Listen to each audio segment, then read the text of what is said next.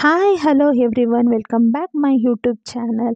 ಯಾರೆಲ್ಲ ನನ್ನ ಚಾನಲ್ನ ಇನ್ನು ಸಬ್ಸ್ಕ್ರೈಬ್ ಮಾಡ್ಕೊಂಡು ನೋಡಿಲ್ಲ ಪ್ಲೀಸ್ ಸಬ್ಸ್ಕ್ರೈಬ್ ಮಾಡ್ಕೊಂಡು ನೋಡಿ ಅಂತ ಹೇಳ್ತಾ ಹೀಗೆ ಸಪೋರ್ಟ್ ಮಾಡ್ತಾ ಇರಿ ಅಂತ ಹೇಳ್ತಾ ಇವತ್ತು ನಮ್ಮ ಮನೆಯಲ್ಲಿ ಯಾವ ಥರದ ವರಮಹಾಲಕ್ಷ್ಮಿ ಪೂಜೆ ನಡೀತು ಅನ್ನೋದನ್ನು ಈ ಒಂದು ವಿಡಿಯೋ ಮುಖಾಂತರ ನಿಮ್ಗೆ ತೋರಿಸ್ತಾ ಬರ್ತೀನಿ.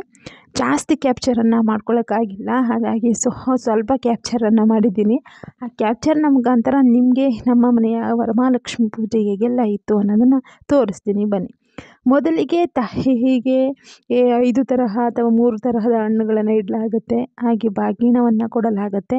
ಹಾಗೆಯೇ ನಾವು 3 ಥರದ ತಿಂಡಿ ಅಥವಾ 5 ತರಹದ ತಿಂಡಿಯನ್ನು ಕೂಡ ಮಾಡಲಾಗಿರುತ್ತೆ. ನಾನು 3 ಥರದ ತಿಂಡಿಯನ್ನು ಕೂಡ ಮಾಡಿಕೊಂಡಿದ್ದೆ. ಹಾಗೆಯೇ ತಾಯಿಗೆ ತುಂಬಾ ಪ್ರಿಯವಾದಂತಹ ಇಷ್ಟವಾದಂತಹ ನೈವೇದ್ಯವನ್ನು ನಾವು ಮಾಡಲಾಗುತ್ತೆ. ಚಿತ್ರಾನ್ನ, ಪುಳಿಯೋಗರೆ, ಮೊಸರನ್ನ, ಪಾಯಸ, ಹಾಲು, ಹಾಗೆಯೇ ಕೋಸಂಬರಿ, ಸಜ್ಜಿಗೆ ಇಷ್ಟನ್ನು ಸಹ ನಾವು ದೇವಿಗೆ ನೈವೇದ್ಯ ರೂಪದಲ್ಲಿ ಕೊಡಲಾಗತ್ತೆ. ವರಮಹಾಲಕ್ಷ್ಮಿ ತಾಯಿಗೆ ಇದು ತುಂಬಾ ಪ್ರಿಯವಾದಂತಹ ನೈವೇದ್ಯದ ಪ್ರಸಾದ ಆಗಿರುತ್ತೆ. ಹಾಗೆಯೇ ನಾವು ಲಕ್ಷ್ಮಿಗೆ ಪೂಜೆಯನ್ನು ಮಾಡುವ ಮೊದಲು ಗಣೇಶನಿಗೆ ಪೂಜೆಯನ್ನು ಸಲ್ಲಿಸಿ ಕುಂಕುಮಾರ್ಚನೆಯನ್ನು ಮಾಡಿ ಪೂಜೆಯನ್ನು ಸಲ್ಲಿಸಿದ ನಂತರವೇ ಲಕ್ಷ್ಮಿಗೆ ನಾವು ಪೂಜೆಯನ್ನು ಮಾಡಲಾಗುವಂತಹ ಪದ್ಧತಿಯಾಗಿರುತ್ತೆ. ಪೂಜೆ ಎಲ್ಲ ಆದ ನಂತರ ಸಂಜೆಯ ಸಮಯದಲ್ಲಿ ತಾಯಿಗೆ ದೃಷ್ಟಿ ಆಗಬಾರದು ಅಂತ ಹೇಳಿ ಕೆಂಪು ನೀರನ್ನು ಮಾಡಿಕೊಂಡು ಅದಕ್ಕೆ ತುಪ್ಪದ ದೀಪವನ್ನು ಹಚ್ಚಿ ದೃಷ್ಟಿಯನ್ನು ಅಂದರೆ ಆರತಿಯನ್ನು ತೆಗೆಯಲಾಗತ್ತೆ. ಯಾಕೆ ಇದನ್ನು ಮಾಡಲಾಗತ್ತೆ ಅಂದರೆ ಯಾರ ದೃಷ್ಟಿ ಕೂಡ ಈ ತಾಯಿಯ ಮೇಲೆ ಬೀಳಬಾರ್ದು ಅನ್ನುವಂತಹ ಒಂದು ದೃಷ್ಟಿಕೋನದಿಂದ ಈ ಕೆಂಪು ನೀರನ್ನು ಆರತಿಯ ಮುಖಾಂತರ ತೆಗೆಯಲಾಗತ್ತೆ. ಹಾಗೆಯೇ ನಮ್ಮನೆ ವರಮಹಾಲಕ್ಷ್ಮಿ ಹಬ್ಬ ಈ ಥರ ಇತ್ತು. ಈ ಸರಿ ನಾವು ವರಮಹಾಲಕ್ಷ್ಮಿ ಹಬ್ಬದಲ್ಲಿ ಲಕ್ಷ್ಮಿಗೆ ನಾವು ನೀಲಿ ಬಣ್ಣದ ಸೀರೆಯನ್ನು ಉಡಿಸಿದ್ದೀವಿ. ತುಂಬ ಜನ ಹಸಿರಾಗಿರ್ಬೋದು, ಹಳದಿ ಬಣ್ಣ ಆಗಿರ್ಬೋದು, ಅಥವಾ ಹಸಿರು ಬಣ್ಣ ಆಗಿರ್ಬೋದು, ಕೆಂಪು ಬಣ್ಣ ಆಗಿರ್ಬೋದು, ಈ ಥರದ ತುಂಬ ಬಣ್ಣದ ಸೀರೆಯನ್ನು ಉಡಿಸಲಾಗಿರುತ್ತೆ.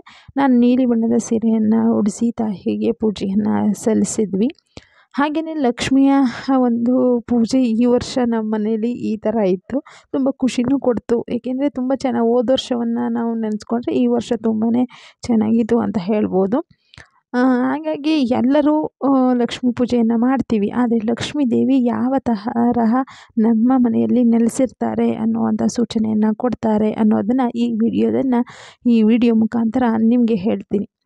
ಹಾಗಾದರೆ ವರಮಹಾಲಕ್ಷ್ಮಿ ತಾಯಿ ನಮ್ಮ ಮನೆಯಲ್ಲಿ ಹೇಗೆ ನೆಲೆಸಿರ್ತಾರೆ ಅಂದರೆ, ನಾವು ಕಳಸವನ್ನು ಇಡಬೇಕಾದ್ರೆ ಲಕ್ಷ್ಮೀ ದೇವಿಗೆ ನಾವು ಅಕ್ಕಿಯನ್ನು ಹಾಕಿರ್ತೀವಿ. ಆ ಅಕ್ಕಿಯನ್ನು ನಾವು ಅಳತೆ ಮಾಡಿ ಹಾಕಿದಾಗ ಅಂದರೆ 1 ಲೋಟದ ಅಕ್ಕಿಯನ್ನು ಹಾಕಿದಾಗ ನಾವು ಕಳಸವನ್ನು ಅಂದರೆ ವಿಸರ್ಜನೆಯನ್ನು ಮಾಡುವಂತಹ ಸಂದರ್ಭದಲ್ಲಿ ಅದೇ ಅಕ್ಕಿಯನ್ನು ನಾವು 1 ಲೋಟದ ಅಕ್ಕಿಯನ್ನು ಮತ್ತೆ ಅಳತೆ ಮಾಡಿ ನೋಡಿದಾಗ 1 ಹಿಡಿಯಷ್ಟು ಅಥವಾ 2 ಹಿಡಿಯಷ್ಟು ಅಥವಾ ಸ್ವಲ್ಪ ಆದರೂ ಪರವಾಗಿಲ್ಲ, ಅಕ್ಕಿ ಜಾಸ್ತಿ ಹಾಕಿದರೆ ಅಲ್ಲಿ ಲಕ್ಷ್ಮಿ ನಮ್ಮ ಮನೆಯಲ್ಲಿ ಬಂದು ನೆಲೆಸಿರ್ತಕ್ಕಂಥ ಸೂಚನೆಯನ್ನು ಅಕ್ಕಿಯ ಮುಖಾಂತರ ನೀಡ್ತಾಳೆ ಅನ್ನೋದು ನಮಗೆ ತಿಳಿದಿರ್ತಕ್ಕಂತಹ ವಿಷಯ. ಹಾಗಾದರೆ ಈ ವರ್ಷ ಮಿಸ್ ಮಾಡಿದಂತಹ ತುಂಬ ಜನ ಮಿಸ್ ಮಾಡಿರ್ತಾರೆ ಆಲ್ಮೋಸ್ಟು. ಆದರೆ ಈ ಒಂದು ನೆನಪನ್ನು ಇಟ್ಕೊಂಡು ನೆಕ್ಸ್ಟ್ ಬರುವಂತಹ ವರಮಹಾಲಕ್ಷ್ಮಿಯಲ್ಲಿ ನೀವು ಕೂಡ ಇದನ್ನು ಪರೀಕ್ಷೆ ಮಾಡ್ಕೊಳ್ಳಿ. ಲಕ್ಷ್ಮಿ ಯಾವ ಥರವಾಗಿ ನಮ್ಮ ಮನೆಯಲ್ಲಿ ಬಂದು ನೆಲೆಸಿರ್ತಾಳೆ ಅನ್ನೋದನ್ನು ಈ ವಿಡಿಯೋದಲ್ಲಿ ನಿಮಗೆ ಗೊತ್ತಾಯಿತು ಅಂತ ಅಂದ್ಕೊಳ್ತೀನಿ. ಹಾಗೆಯೇ ಲಕ್ಷ್ಮೀ ದೇವಿ ತುಂಬ ಅಲಂಕೃತವಾಗಿ ತುಂಬಾ ಚೆನ್ನಾಗಿ ಕಾಣಿಸ್ತಾ ಇದ್ರು ಅಂತಲೇ ಹೇಳ್ಬೋದು.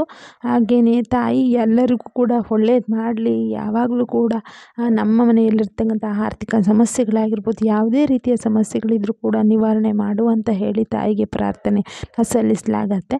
ನಾವು ಹೇಗೆ ಪೂಜೆಯನ್ನು ಸಲ್ಲಿಸಿದ ನಂತರ ಅಕ್ಷತೆ ಕಾಳನ್ನು ಕೈಯಲ್ಲಿ ಇಟ್ಕೊಂಡು ಮನಸ್ಸಲ್ಲಿ ಎಲ್ಲವನ್ನು ಬೇಡಿಕೊಂಡು ತಾಯಿಗೆ ಮನಸ್ಸಿಚ್ಛೆಯಾಗಿ ಏನು ಮಾಡಲಾಗತ್ತೆ, ತಾಯಿಗೆ ಅಕ್ಷತೆಯನ್ನು ಹಾಕಲಾಗಿರುತ್ತೆ ಪೂಜೆಯ ನಂತರ. ಹಾಗೆಯೇ ನಮ್ಮ ವರಮಹಾಲಕ್ಷ್ಮಿ ತಾಯಿಯ ಒಂದು ಅನುಗ್ರಹ ನಮ್ಮೆಲ್ಲರಿಗೂ ಸದಾ ಹೀಗೆ ಇರಲಿ, ತಾಯಿ ಯಾವಾಗಲೂ ಎಲ್ಲರಿಗೂ ಅನುಗ್ರಹವನ್ನು ಕೊಡಲಿ ಅಂತ ಹೇಳಿ ಈ ವರಮಹಾಲಕ್ಷ್ಮಿ ಹಬ್ಬದ ದಿನ ನಾನು ಕೇಳ್ಕೊಳ್ತೇನೆ. ಈ ಸರಿ ಈ ವರಮಹಾಲಕ್ಷ್ಮಿ ತಾಯಿಯನ್ನು ನಾವು 3 ದಿನ ನಮ್ಮ ಮನೆಯಲ್ಲೇ ಇರಿಸ್ಕೊಂಡು ಪೂಜೆ ಪುನಸ್ಕಾರದ ಮೂಲಕ ತಾಯಿಯನ್ನು ನೈವೇದ್ಯವನ್ನು ಕೊಟ್ಟು ಸಮರ್ಪಿಸೋದ್ರ ಮುಖಾಂತರ ತಾಯಿ ನಮ್ಮ ಮನೆಯಲ್ಲಿ 3 ದಿನ ಈ ವರ್ಷ ಇರ್ತಾರೆ.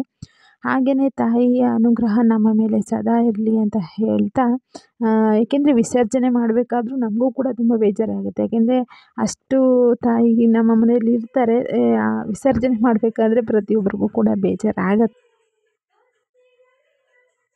ಹಾಗಾಗಿ ನಮ್ಮ ಮನೆಯ ವರಮಹಾಲಕ್ಷ್ಮಿ ಈ ಥರ ಇತ್ತು ಅಂತ ಹೇಳ್ತೀನಿ. ಹಾಗಾಗಿ ಯಾರಿಗೆಲ್ಲ ನಮ್ಮ ಮನೆಯ ವರಮಹಾಲಕ್ಷ್ಮಿ ತಾಯಿ ಇಷ್ಟ ಆದರು ಅಂತ ಹೇಳಿ, ಇಲ್ಲಿನ ಡೆಕೋರೇಷನ್ ಆಗಿರ್ಬೋದು, ತಾಯಿಯ ಪೂಜೆ ಆಗಿರ್ಬೋದು, ಅವರ ಅಲಂಕೃತವಾಗಿರ್ಬೋದು, ಯಾರೆಲ್ಲ ನಮ್ಮ ವಿಡಿಯೋ ನೋಡ್ತಾ ಇದ್ದೀರಾ, ಪ್ಲೀಸ್ ಇಷ್ಟ ಆಗಿದ್ದರೆ ಪ್ಲೀಸ್ ಸಪೋರ್ಟ್ ಮಾಡಿ, ಲೈಕ್ ಮಾಡಿ, ಕಾಮೆಂಟ್ ಮಾಡಿ, ಹಾಗೆಯೇ ಸಬ್ಸ್ಕ್ರೈಬ್ ಮಾಡ್ಕೊಳ್ಳೋದನ್ನು ಮರಿಬೇಡಿ ಅಂತ ಹೇಳ್ತಾ, ಯಾರಿಗೆಲ್ಲ ಇಷ್ಟ ಆಯಿತು ಹೀಗೆ ಸಪೋರ್ಟ್ ಮಾಡ್ತಾಯಿರಿ.